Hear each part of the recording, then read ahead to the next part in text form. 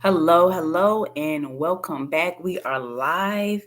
My name is Erica Danielle. If you are just watching this episode with Heartbreak Hotel, where you check in to check out, recognition of a broken heart is the beginning of a healthy heart. I want you to know that God is a friend of the brokenhearted. If you didn't know already, we are on chapter 4, episode 6 of Married to the Backslider. Married to the Backslider is available on Amazon.com. This is my first book, first of many. You can check out the journals and relationship facts on Amazon as well. We're going to jump into it because things are getting heated and I haven't, it's crazy. I haven't read my own book in a long time and it's been hard to put it down. So we're going to see how much we can get through today. All right. I hope you guys are well. Episode 6, The Breaking. I didn't know why, but I was ready to get this over with. I felt like after completing therapy, I would be ready to move on and Joe couldn't hurt me anymore. Hello, Eva, said Dr. Stone. Hello. So last week we talked about your childhood. Tell me more about Jeff and Tim's relationship. How did they treat each other? Well, my mom says that when they first met, he swept her off her feet. She met him through a friend at her church, her senior year in college. He was saved and she was a new convert. She liked the fact that he was active in church and it seemed he wanted to live right. He had been born and raised in Wilmington, and my mom loved the idea of living close to the beach and away from the snowy winters in Charlotte. They had planned to have more children. My mother wanted a girl. She prayed for me. It wasn't until after I was born that their relationship kind of went sour. Wait, Dr. Stone said, so your mom prayed for you? Yes. After she and Ross split, she became very spiritual. She really wanted to have more children. She even asked God for a girl. She named me before she knew I was a girl, and he granted her desires. She said God was the only reason she didn't lose her mind after she and Ross split up. She had grown up in an environment where her mother was promiscuous in abusive relationships and drugs and abuse was ever present. She had decided long ago that she was not going to live life like that and she wasn't going to raise her children like that. Finding Christ was the answer to everything she needed. She was the true picture of a Christian woman and raised us to be Christians as well. When my mother found out she was pregnant with me, she wrote me a letter. She wrote God a letter. I still have them at home. Dr. Stone. Wow, Eva, so your mother really wanted you here. The last time you were here, you said you were trying to prove that you were not a mistake. But your mother wanted you here all along. So apparently, so did God, because he answered her prayer. Was Jeff a Christian?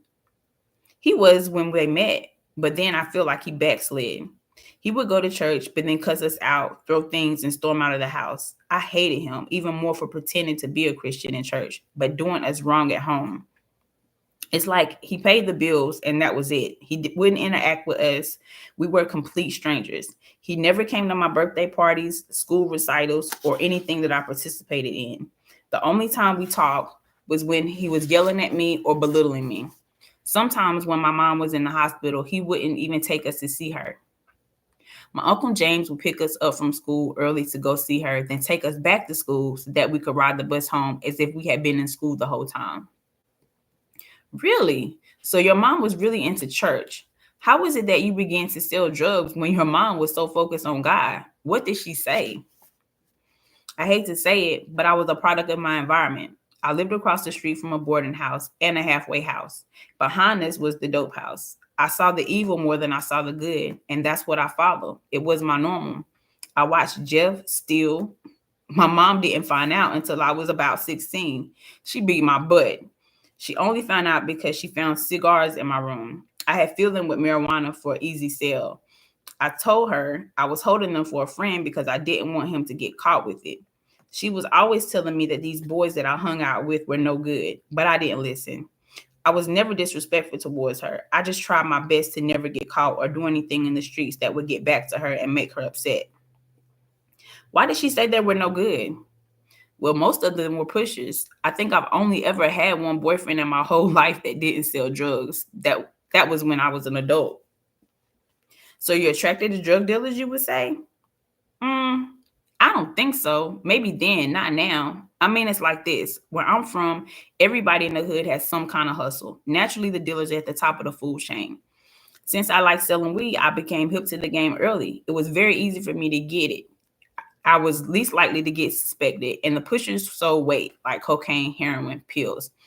They started to come to me when they wanted to smoke. They didn't worry too much about me making money because I was still young. But once I was 16 or 17, they wanted me on their team. Rather than see me as competition, they let the pretty girl join. Pretty girl. Is that what they view you? How do you know? But that's what my mom called me. So that's what other people call me. She was always building my self-esteem since Jeff always said I was ugly. So everyone else started calling me that. Pretty girl. Like a nickname. No one ever called me Eva until I went to college. So when I met my first real boyfriend, he said, "Who is this pretty girl I'm always hearing about?"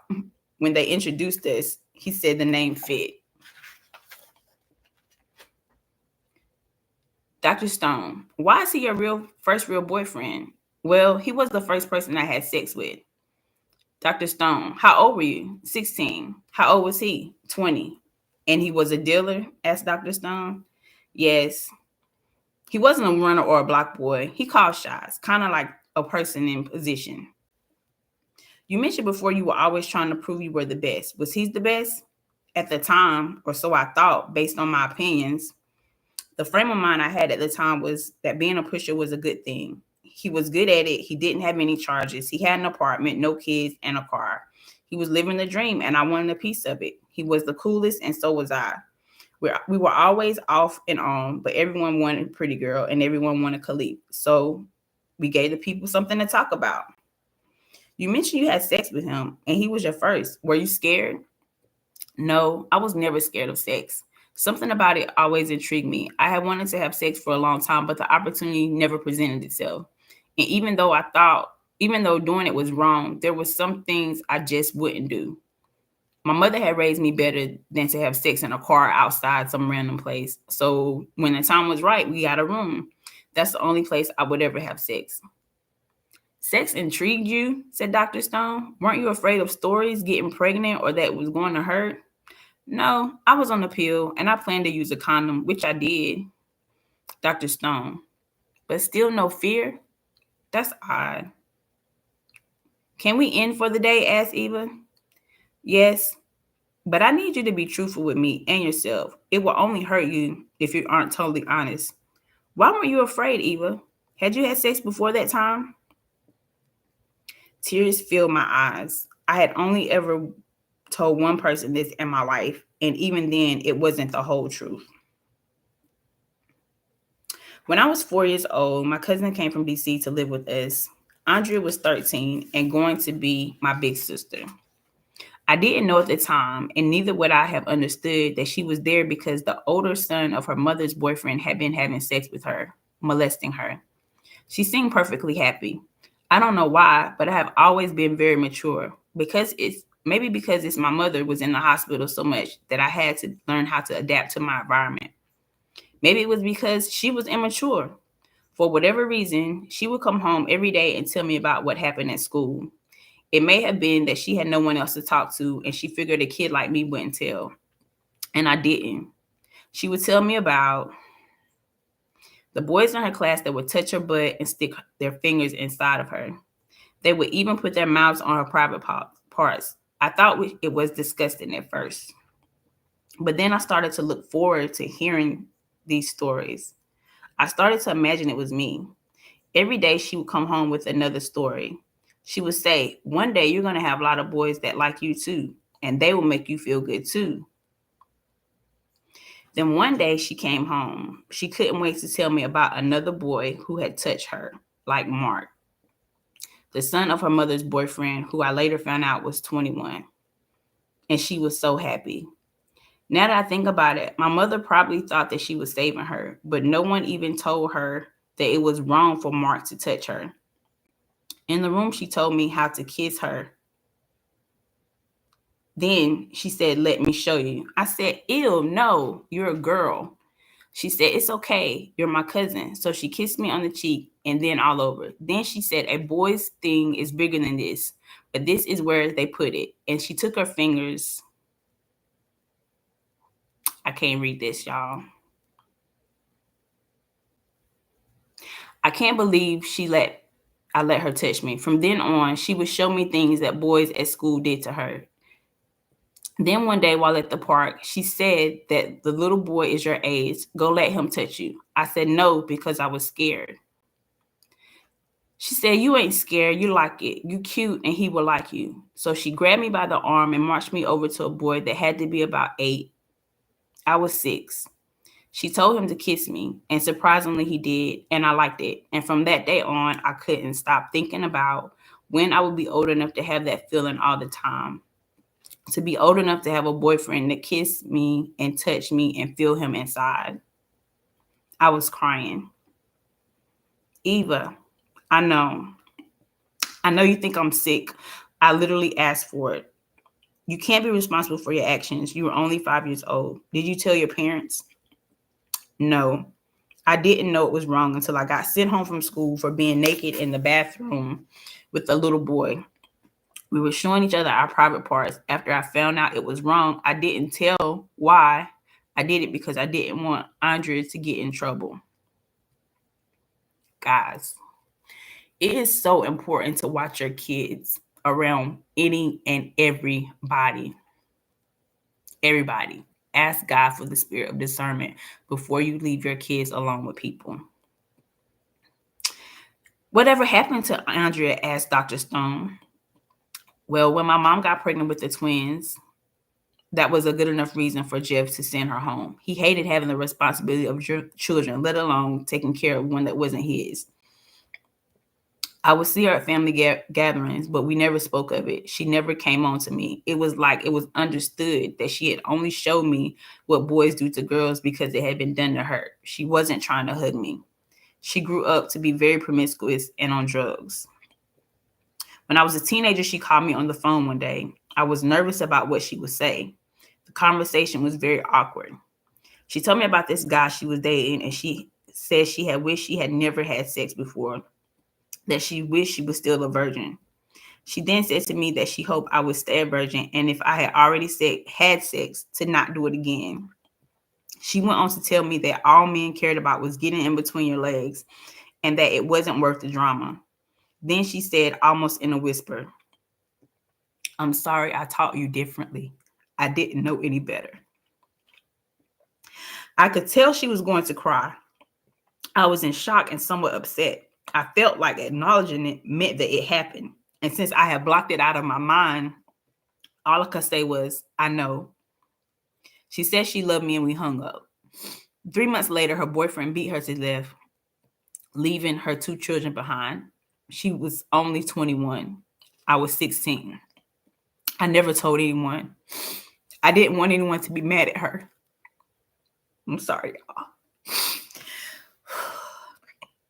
In the 2 years she lived with us, she was my sister. I don't think anyone knew her pain. Overall, she was a good person. She had never been given a chance. Even when she went back to live with her mother, she had been having sex with older men since she was 11. Everyone just called her fast and wouldn't own up to the fact that she had actually been raped. Y'all, there are no fast little girls. Little girls cannot be fast unless there are nasty old men that take advantage of them. It's not possible. Love your daughters. Take care of your daughters. Watch over your daughters. And God forbid, if something has happened to them and they're acting different and you feel the urge to call them fast, find out why. Find out why. No 11-year-old is fast enough to get a 20-year-old man. I'm going to finish this chapter, though. Dr. Stone, was that the last time someone ever molested you? Eva, still crying. No, there were at least 4 more older guys at different times in my life, but I thought that that's what was supposed to happen because that's what Andrea always said. I should have known it was wrong. Okay, Eva, we can finish with that. Don't blame yourself anymore. Let it go. I want you to go home and read the letters that your mother wrote. I want you to think long and hard about the fact that you are here for a reason. Even though you have made mistakes and mistakes have been made towards you, you are not an accident. You are here on purpose and you have purpose. I'll see you tomorrow. I walked to my car in pain. My head ached. How stupid did I look? She probably thinks I'm a lesbian. I hate women. In fact, up until when I got married, all of my friends were men. I had tried so hard to distance myself from those memories. It was all making sense. I was a control freak when it came up to my personal space and relationships. I always had to initiate sex or affection, what little bit I had to give. I couldn't let you feel like you had control of me or my body. I wanted to be very clear that I was in control of my body and yours. I wouldn't even hug another woman. I hated girls growing up, never wanted to play with them or for them to touch me. Maybe that's why, as crazy as it sounds, my molesting girl cousin made it very clear that I was only to do what she showed me to boys and to never let a girl touch me. Crazy. Crazy. Y'all, if something has happened to you, the best way to heal from it is to talk about it. Don't be silenced. Don't be afraid. Don't be ashamed. When I got home, Joe was outside in the park with the dogs. When they saw me, they ran to me. Joe just turned his head.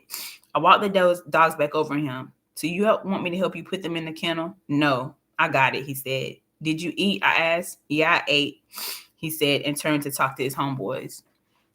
I turned to walk up the hill to our house. That was the most we had said to one another, and I don't know when. I was beginning to lose track of time. I went into the house and found my old shoebox. It was full of letters from middle school to high school, even letters from the twins.